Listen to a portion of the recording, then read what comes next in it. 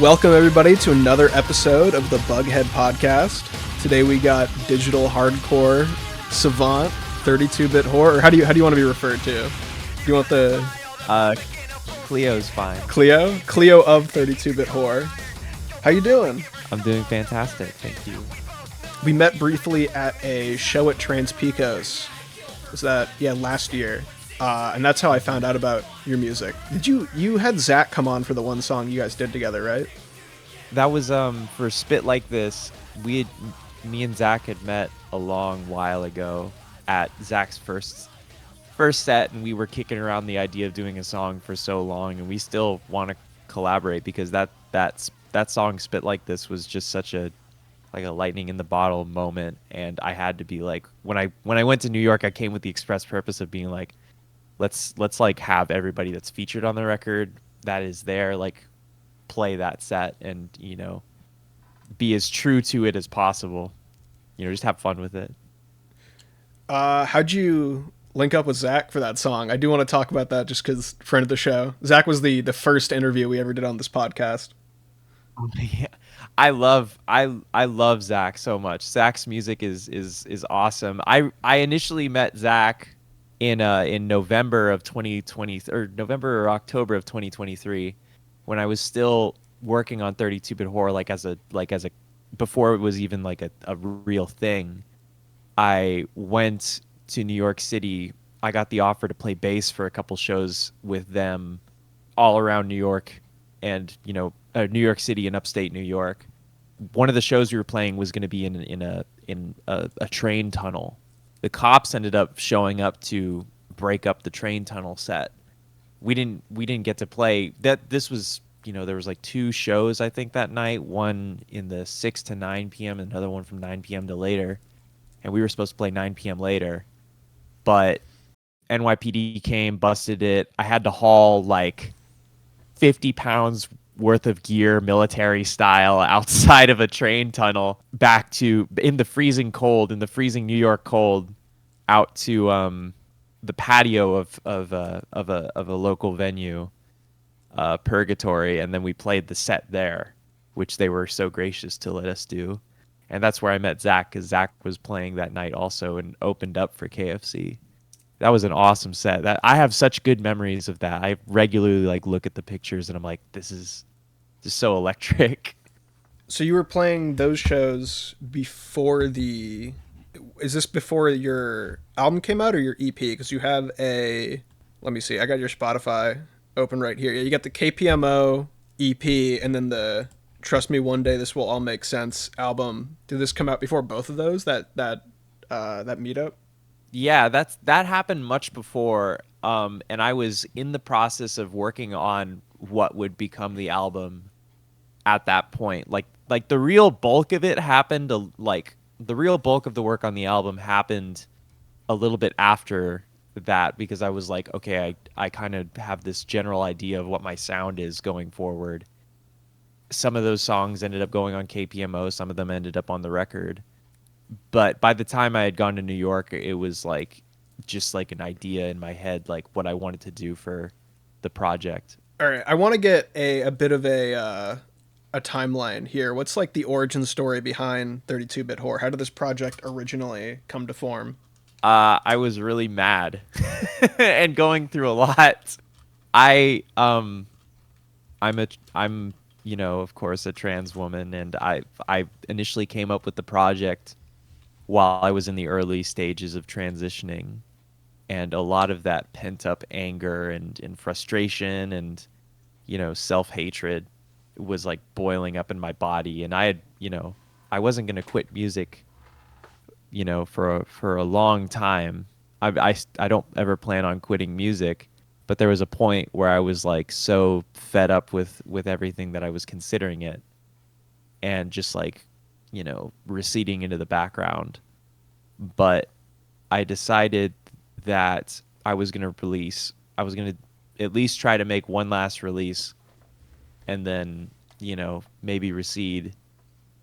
And I ended up putting out, I worked on a project called Point Click Kill with my friend MPT Cultist, who was featured on the 32-bit horror record. I got the call to play with KFC Murder Chicks, and a bunch of other opportunities fell into my lap after I started working on the singles that would form the basis of KPMO and the 32-bit horror record. So it gave me like a new renewed sense of self-worth after that all happened, and I've just been writing it ever since. Who are some of the artists that you were listening to and pulling from when you first started working on the 32-bit horror songs? I'm going to be completely real with you here. I came up with the 32-bit horror project as like an homage to the Shizit, which is I'm pretty sure a bunch of people who know a decent amount about digital hardcore will know about the Shizit. It's the guy from Rabbit Junk. His first band just had this insane record called Soundtrack for the Revolution, and they only ever released that one record. And I heard that record and I was like, this is everything I ever wanted from a digital hardcore record. So I set out to make my own. And of course I couldn't make like a carbon copy, like even if I tried.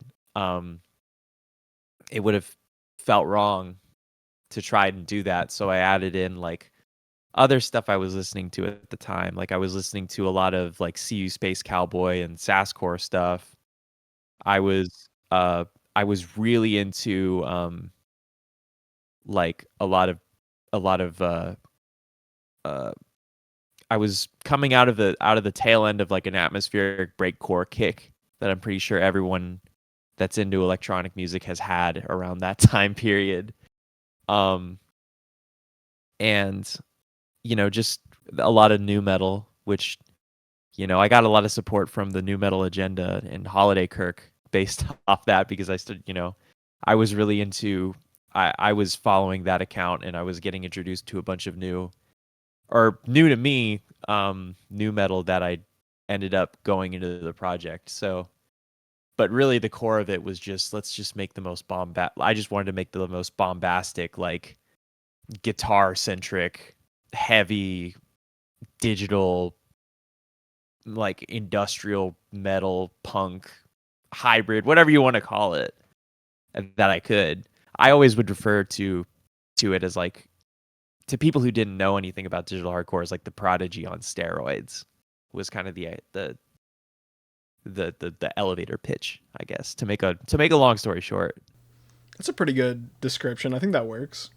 I mean, the album ended up going in a lot of different places though, like compared to the initial Prodigy on steroids pitch. It's a weird record, honestly. But you were telling me that it's a concept album?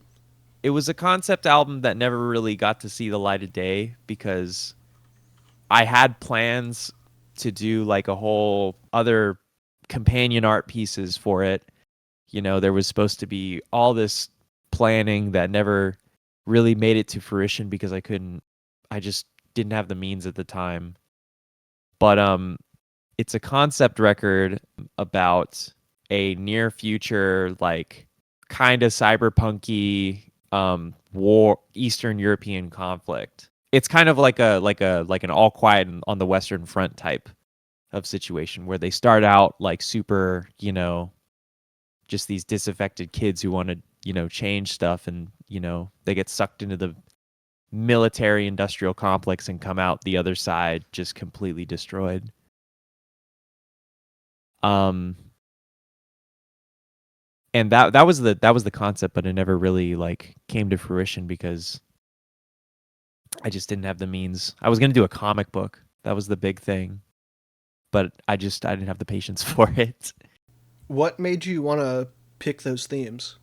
So I was when I was in college, before I dropped out. I dropped out a little bit before I started doing 32-bit horror. I was studying Russian history, actually.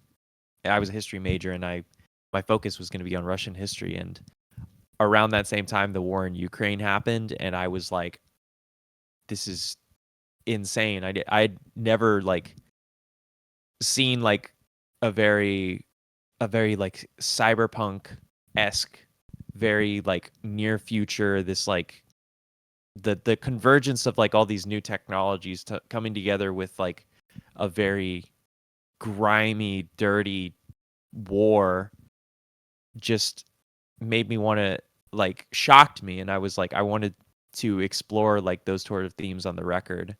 And I think I did a pretty good job of like keeping it from being like exploitative, but at the same time like the fact that I even had like those reservations has kind of changed my outlook on the record in a lot of ways. Do you want to go through some of the like more specific steps of the story? Are there any specific events that these characters are going through that you can point to in a song? Yeah, so I specifically the real story beats, I forget the track list off the top of my head, so let me just pull that up real quick. I'm on RYM right now, and I'm just gonna pull it up on RYM.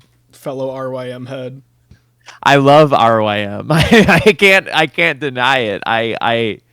Um I was like I started using RYM like a couple like about 6 months ago or something, and I just the worst part is that my own record is on there, so I like religiously like check the ratings on it, and I'm like, is it has it gone up? Has it gone down? And I'm like, shit, it's So gone remember down. you reached out to me saying you wanted to like work on some promo stuff, and you said you saw that I had reviewed the album on Yeah, Your Music. because I was hoping that you would listen to the record, because I saw the stuff that you did with Zach, and I was like, that's fucking cool as shit, and I wanted to be like on the podcast from that.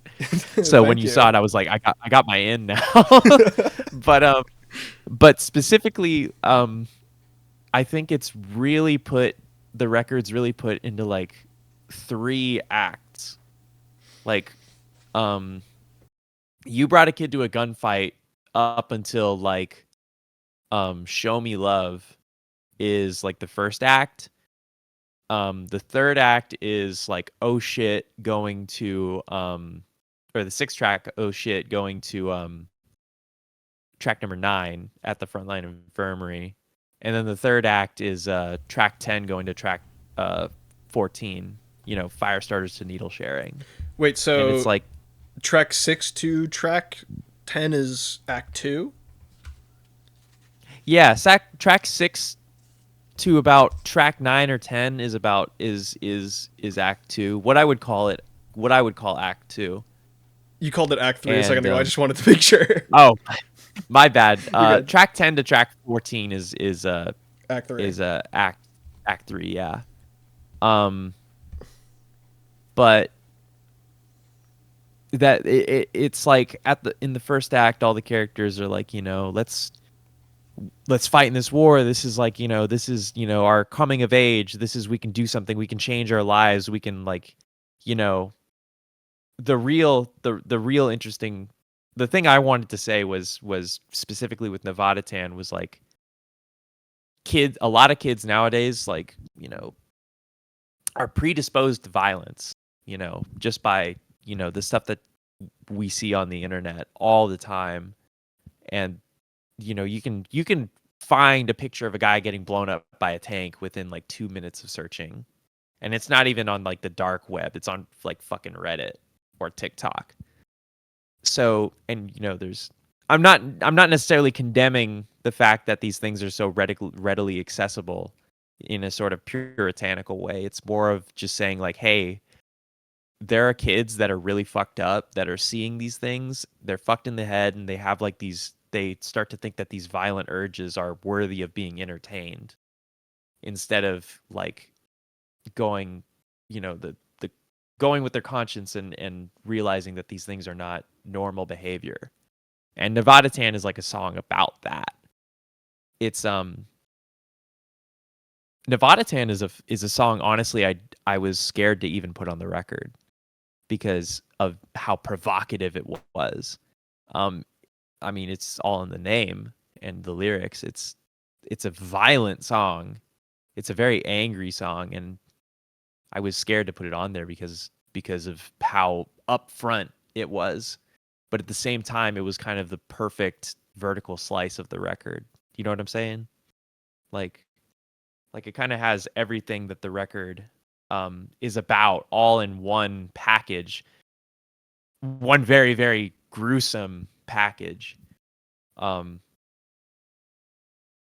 and I remember when I wrote the chorus, the Nevada Tan, yeah, show me what you got right in your hand, Nevada Tan. I remember writing that and going like, fuck, this is like genius, and then thinking for like 5 seconds, like, fuck, this is horrible. This is awful. You know, like this is the this is like gross. And then I thought about it for a second. I was like, this gross feeling that I have. Let's like explore that in the concept in the framework of a record, like that dissonance. I think on today's re-listen, I was starting to like understand the themes of the album a lot more. I had no idea what Nevada Tan was until googling it right now. Yeah, Um, yeah. It was a I don't remember specifically what was the impetus, but I remember writing the chorus for that song. Where that song actually took like 5 years to make. Have I ever told you that? no. It took, I think I started writing it in like 2019, like pre-COVID, when I wrote that chorus. And it was a song for an old band that I used to play with. Um and I ended up taking that, reshaping it like several times over the course of like, from that point onward, and it became that song. But the only thing that's the same is the chorus is the same. And I just I was thinking about how the media like glorifies like school shooters and stuff like that, and how so much emphasis is like placed on like the people that commit these horrible acts instead of the people who are affected by these horrible acts. And I was thinking about that sort of exploitation, and I was like, there's like one part where the song goes, they'll only listen when you're spraying out your 5 liters, is like a line about that. Like the media will only give a shit if there's like blood happening and if there's like gore, even though they want to like be like, oh, this is like point the finger and try to say something about it. They really don't say anything because nobody will listen. The viewership is in the gore and the blood, and it's just a criticism of media culture, really. But I remember when I dropped that song, the expressions, some people heard it and they were like, "This is fucking complete trash. Fuck you for releasing this." Um, but the majority of the of the response was really good. I remember when it went live on the New Metal Agenda, some people were like, you know, some people got weirdly transphobic about it. They were like, these people like to make music like this. That's just noise. And it was weird. It was a really weird time, you know. What's the album art? The album has like really striking cover art.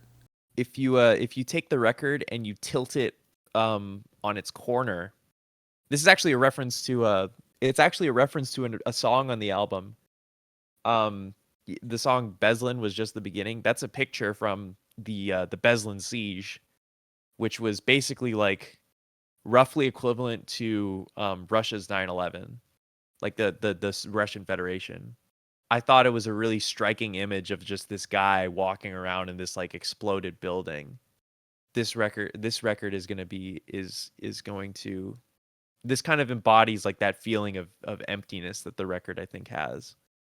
Um that's the thing. That's one of the things about the record is that it's just like this filled with so much dense like historical references to like Russian history, because I was studying that at the time.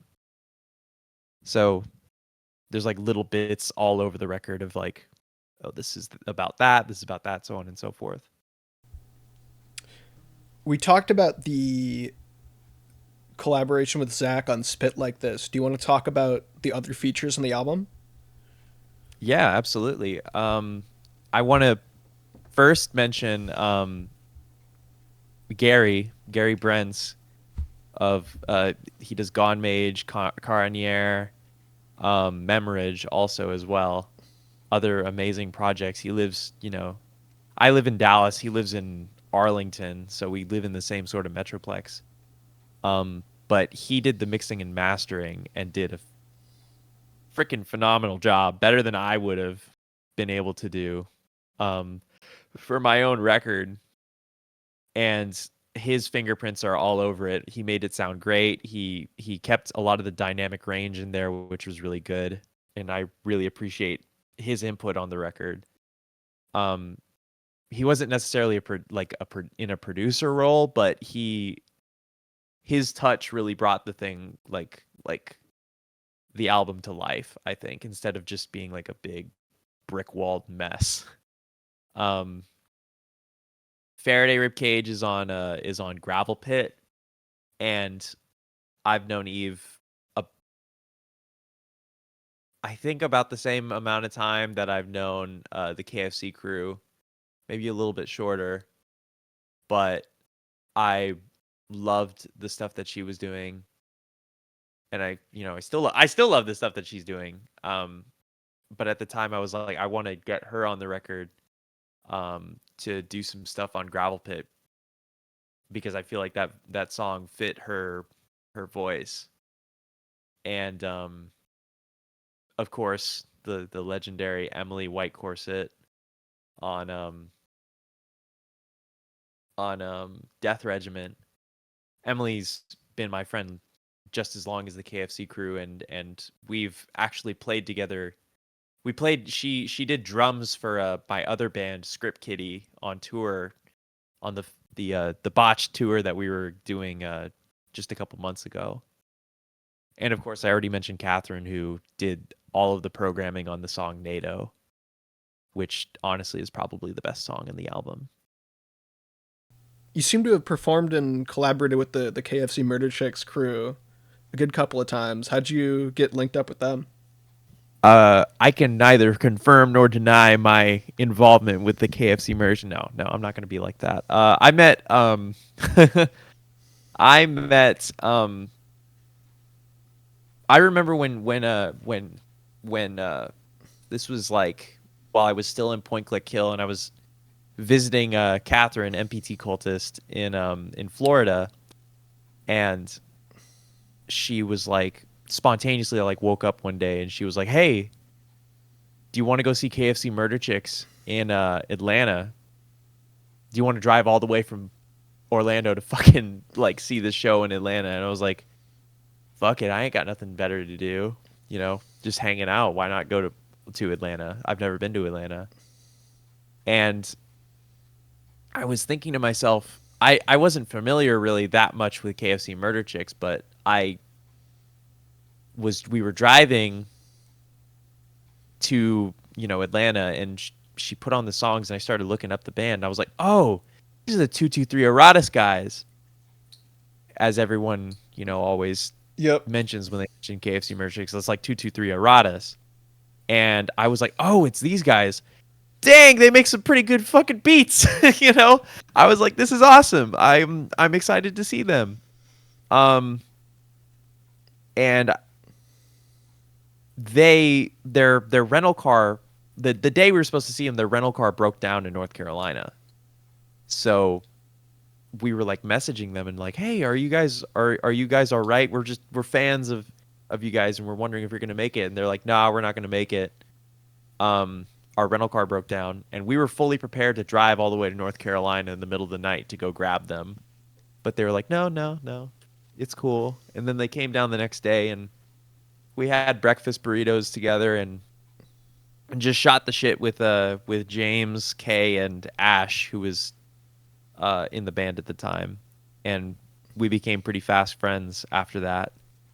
I mentioned I played bass, and they were exploring the idea of doing a live band, and the rest is the rest is history.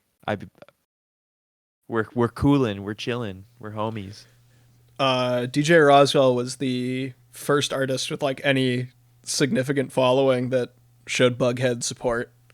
So we're forever thankful. And I Meeting James and hearing his perspective on music and everything seriously enlightened me. So I want to express my love to him as well. I think he's a fantastic human being. I think his outlook on music is and his philosophies. I don't know if you've ever had like a one-on-one conversation with him, but he is one of the smartest, most entertaining people I've ever met. Seriously, I'm not even joking. Like, we did a episode with them. They were episode like 4 or 5. They were not, maybe not that early. okay, Let me see. maybe But I yeah, don't know if I remember. KFC Murder Chicks are longtime friends of the Bughead Empire.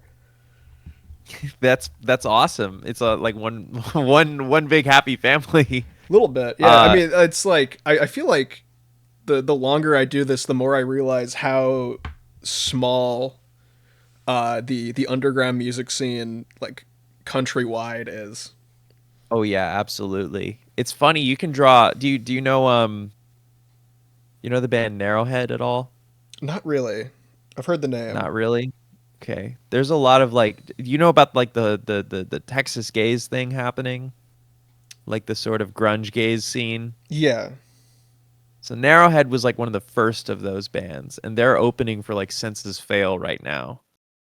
Um, the emo band, and they've played like Sick New World and all these big things, and they're friends with a band called Bleed, which is down in Dallas, homies of mine, and they're pretty big now.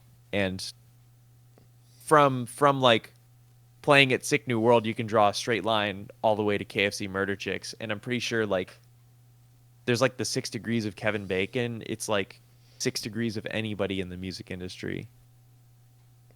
I feel like you can really like even consolidate it down even further. It's like Yeah, even further you can consolidate things once down, you just like interactions we don't know, you know? um are you we just did a speaking of Texas, we just did an interview with the band Party Hats, if you're familiar with them at all. Is there a Yeah, I Texas know. connection there? I've never met them, and but I know the band, and I think I saw them live at some point way back, like 4 years ago or something. I've never really gotten into I've never really gotten into The that scene that much, but hey, I mean they're probably dope. I don't know either way.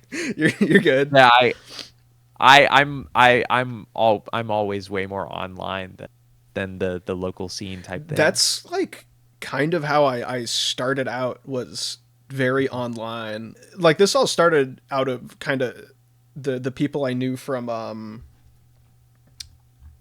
the A2B2 scene. Because Yeah. I knew Zach, and then I I knew kind of was in that. I was kind of tangentially. I wasn't.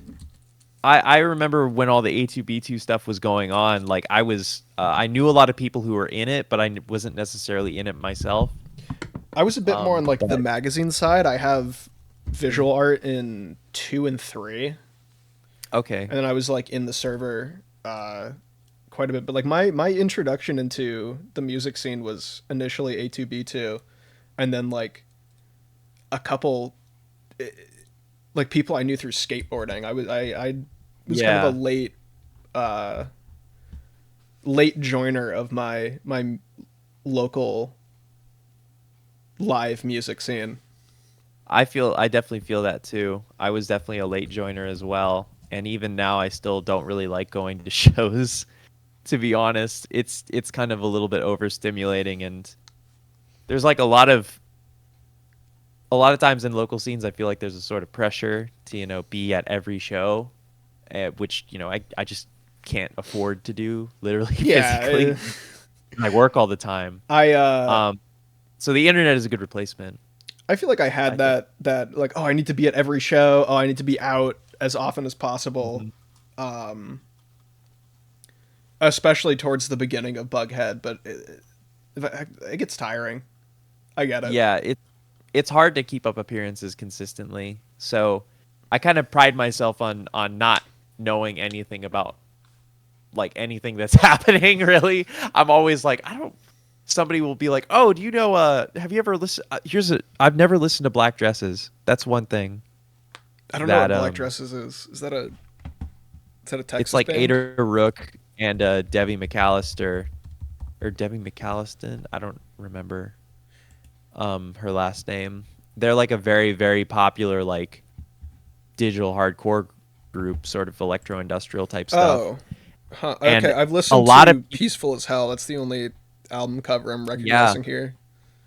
a lot of people told me that some of the parts on some of the 32-bit horror records sounded like that, and I was like, people keep mentioning this band, and I keep seeing these the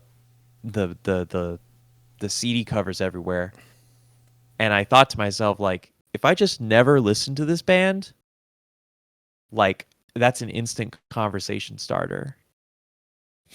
Like you know what I mean? Like, if I am continually ignorant, because they like a lot of bands, I feel like in the underground get hyped up so much that when you eventually do listen to them, it's a little bit underwhelming, and I don't want to experience that because I don't want to look at somebody in the face and be like, "Hey, that band that you really liked, that you thought it was a really huge compliment to compare me to, I actually don't like them, and I think you're dumb too."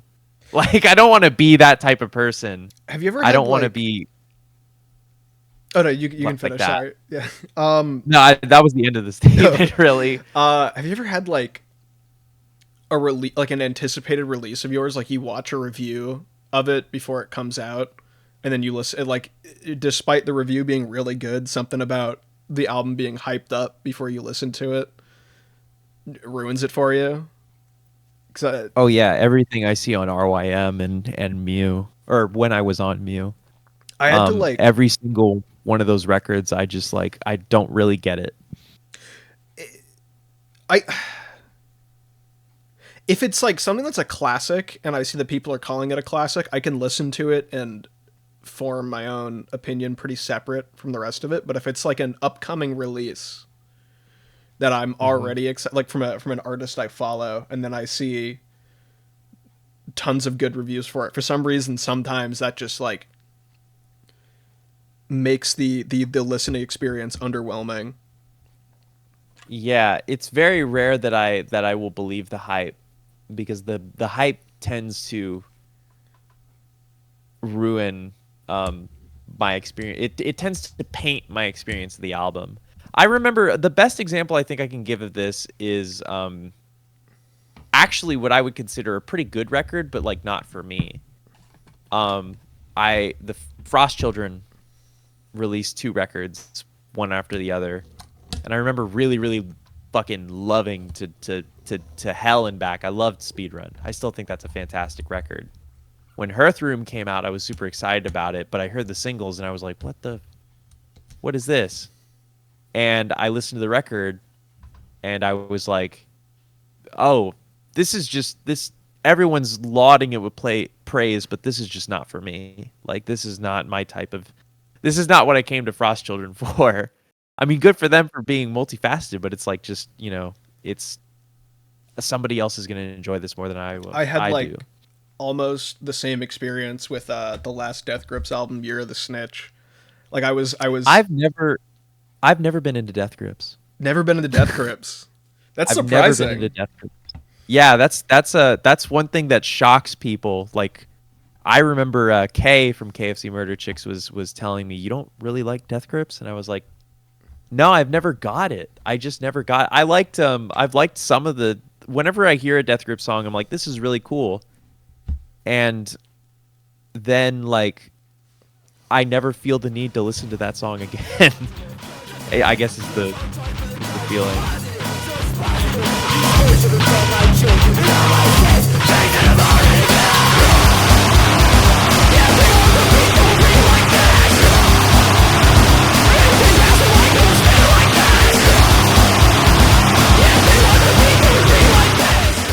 You like Dialect?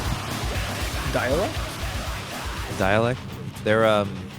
They were like a 2003 or 2000s industrial hip hop band. If you like Death Grips and stuff, that's more of the industrial hip hop that I was into.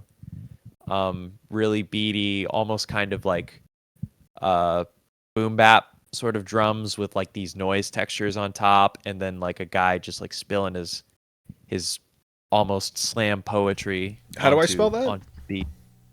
It's Dalek, like Doctor Who Dalek. Oh, But I know Dalek. Okay. yeah, Dialect. I think that's the way you say it. Okay, I do know. I do know. Yeah, okay. Yeah.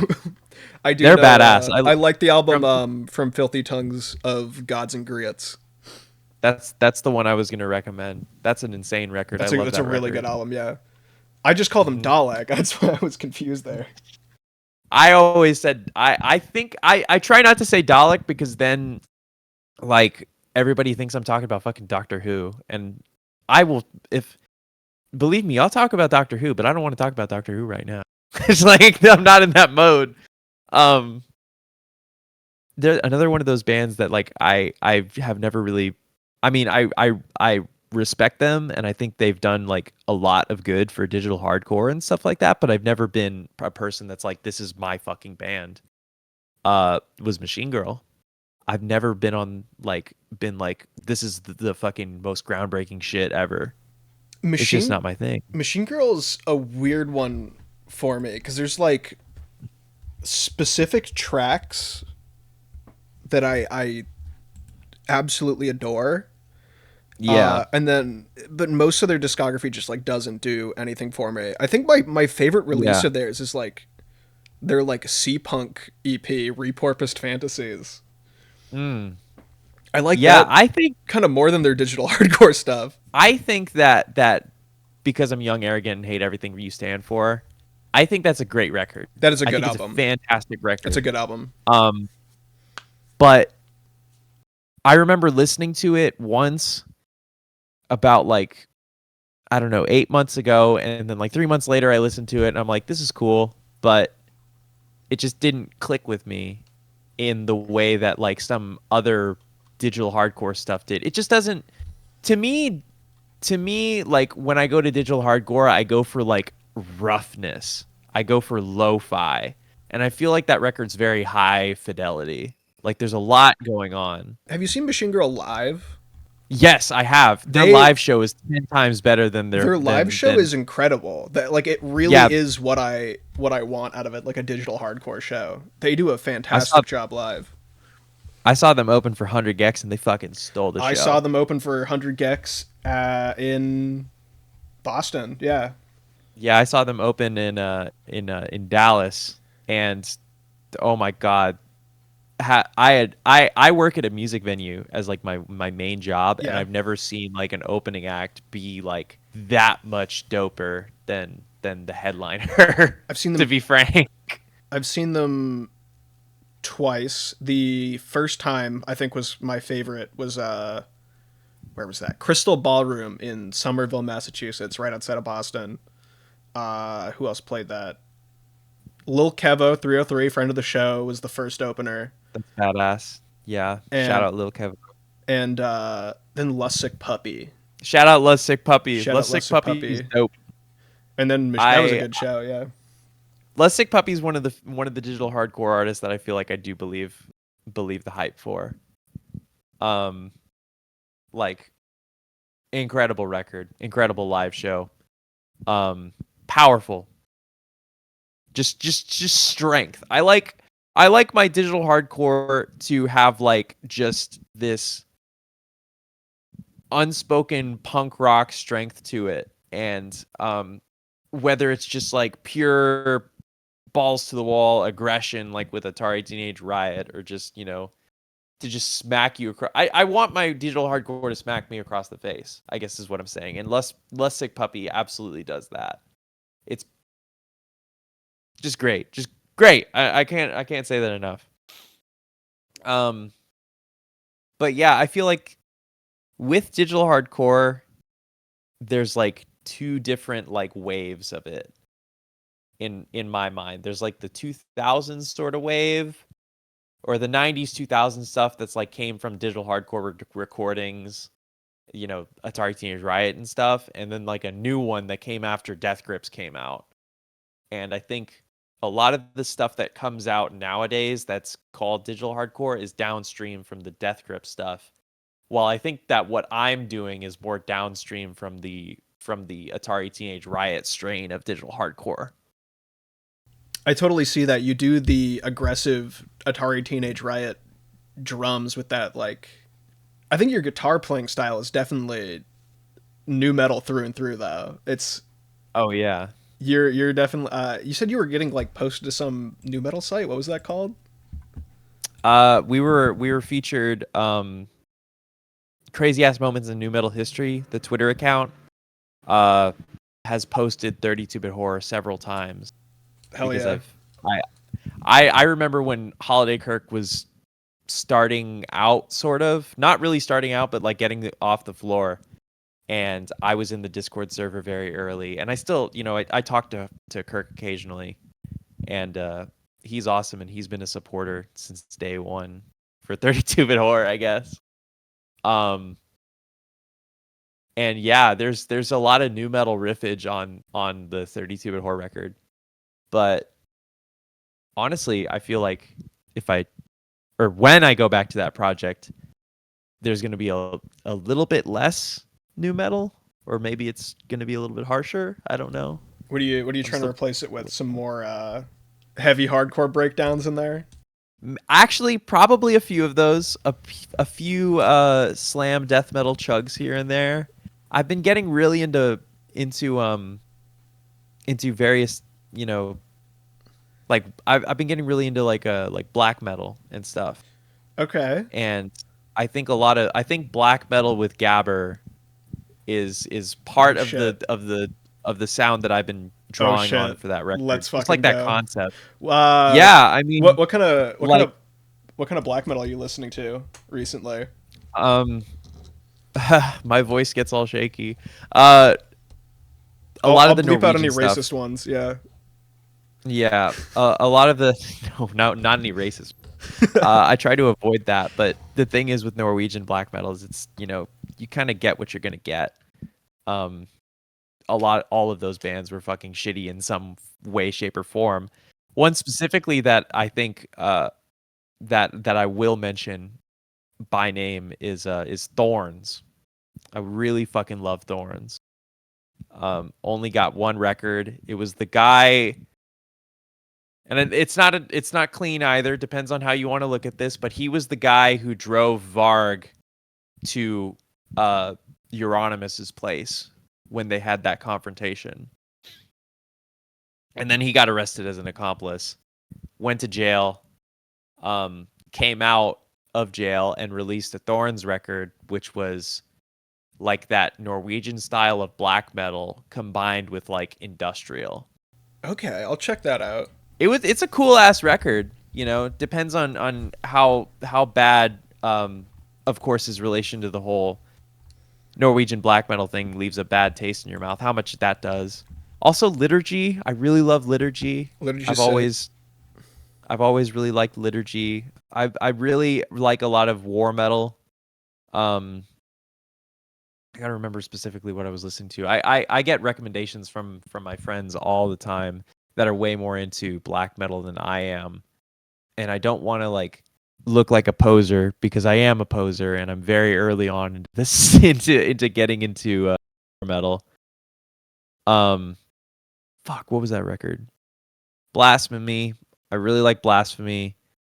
I really like Primitive Warfare, Extinction Protocol. It's kind of like almost got a death grind thing to it, and I love me some death grind. So you'll probably hear some of those types of riffs on the next 32-bit horror record, which there will be one. we were talking about this. You have a new release in the planning phases right now, right? Yeah, we're in the planning phases. I have this record's going to be a sequel concept record to the original concept. I'll hopefully get more time to elaborate on it. It's going to be shorter. It's going to be a shorter record for sure. We're going to drop a single for it early early next month or late this month. And I know the name of it. It's going to be called Armalite. It's going to be a rap metal song. It's going to be closer to what the old style was, closer to a Spit Like This type song. And I'm super excited about it. I remember I was writing the song and I was just like, it clicked. I was like, I know what the next, I can do another 32-bit horror record is basically what I was saying. Because there was a period where I was like, I didn't want to do it anymore. Yeah, I remember the project was kind of retired for a little bit, and I was disappointed. What was up with that? I'm not really super good at like doing the whole business side of music. And I got a bunch of offers to do stuff and my head was just not in it at the time a couple months ago. So I was like, I don't want to do this anymore. I can't do this anymore. This is like, that record was a very traumatic record to make, is what I will say. And I needed some time to address those traumas and really like work through them, go to therapy, get myself some help, really think, because it was like a bloodletting almost, that record. So I had to take time and like and focus on myself before I could even think about making any sort of music afterwards. And a lot of that turned into music. A lot of the music that I made that wasn't 32-bit horror was turned into a new project that I'm doing with some friends in Dallas that's like much softer, called Script Kiddie. It's not as intense, nowhere near as electronic, but still like there's a lot of singing on it, not as much screaming. And it's a departure, but I hope that people would be interested in that too, whenever that gets finalized. All right. We're getting pretty deep into the episode now.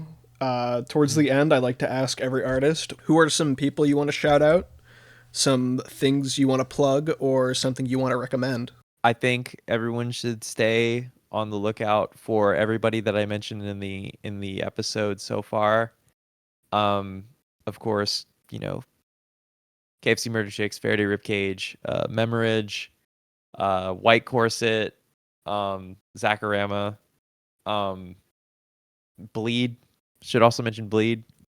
And be on the lookout because I'm gonna drop a new single for 32-bit horror soon. My band Script Kiddie is going to drop an EP hopefully at some point down the line. Maybe we can talk about that when that comes around. I like to describe it as like Helmet meets Interpol meets Oasis. And just be aware. You know where to find me. If you want to find me, you know where to find me. Links in the description. Links in the description. All right, thank you. I want to shout out you, the listener, for listening to another episode of the Bughead podcast.